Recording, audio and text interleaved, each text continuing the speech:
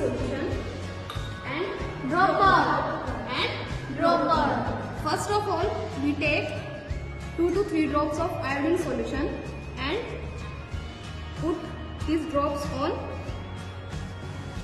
potato slice, and we observe the color of potato is blue or black? Blue.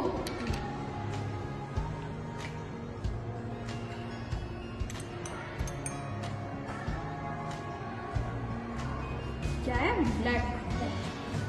And we observe the color of the potato is black. It means starch is present in this potato.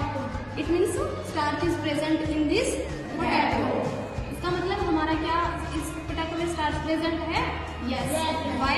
Because iodine solution change the color red to black. Red to black. This black color indicate that starch is present in the potato. Clear, students? Yes. Now you perform this. बंद कर दो.